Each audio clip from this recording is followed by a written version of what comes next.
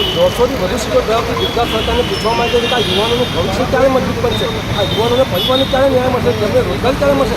આજે ગુજરાત ઇલેક્ટ્રિસિટી બોર્ડના thermal power સ્ટેશનોના વિભાગમાં રજીસ્ટ્રેશન થયે 3.5 વર્ષ ઉપરાંતનો સમય થઈ ગયો છે, પણ હજુ સુધી સરકારે આ કોઈને ન્યાય આપ્યો નથી, હજુ સુધી કોઈને રોજગારી નથી આપી। તો સરકારને પૂછવા માંગે છે કે આ ભરતી ક્યારે પૂર્ણ થશે, સક્ષમ ક્યારે તમે થશો, ક્યારે નિર્ણય લેશો, ક્યારે આપણે ન્યાય આપશો।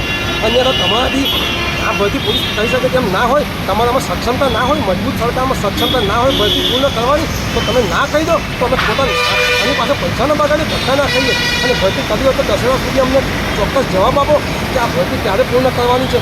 આ સૌ ઉમેદવાર 3.5 વર્ષથી ગાંધીનગરના અહીંયા વડી કચેરીને ધક્કા ખાઈને રજળપાત કરીને થાકી ગયા છે। હવે આ યુવાનોમાં સખત આક્રોશ છે, અમારી તમામ ધીરજો ખૂટી રહી છે। તો સરકારને અમે કહેવા માંગીએ છીએ, ગુજરાત પર 35 વર્ષથી એક હતું શાસન ભોગવનારી જે પાર્ટી છે તેને અમે કહેવા માંગીએ છીએ, કેશુભાઈ પટેલની સરકારથી માંડીને અત્યારે ભૂપેન્દ્રભાઈ પટેલની સરકાર સુધી આ તમામ સરકારોમાં આ જે વિભાગ છે આ વિભાગના એપ્રેન્ટિસોને ખૂબ અન્યાય થયો છે। એક પણ મોટી 30-35 વર્ષમાં એક પણ મોટી ભરતી નથી થઈ।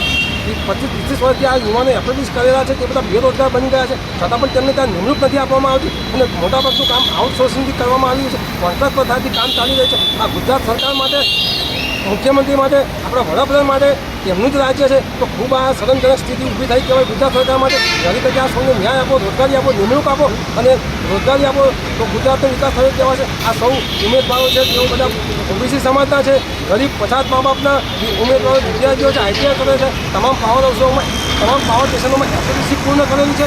તો આવી બધી જગ્યાઓ પર આ જ ઉમેદવારોને નોકરી આપવી જોઈએ, જેથી સરકારના પાવર સ્ટેશનો પણ સારી રીતે કામ કરે, વીજળીનું ઉત્પાદન પણ સારી રીતે થઈ શકે અને આ સૌના પરિવારને પણ લાભ મળે અને તેમને રોજગારી મળે, તો જ સાચા અર્થમાં ગુજરાતનો વિકાસ થયો કહેવાય, તો જ આપણે વિશ્વગુરુ બનવા તરફ અગ્રેસર કરી શકીશું। ધર્મેશ પ્રજાપતિ, ખંભાત।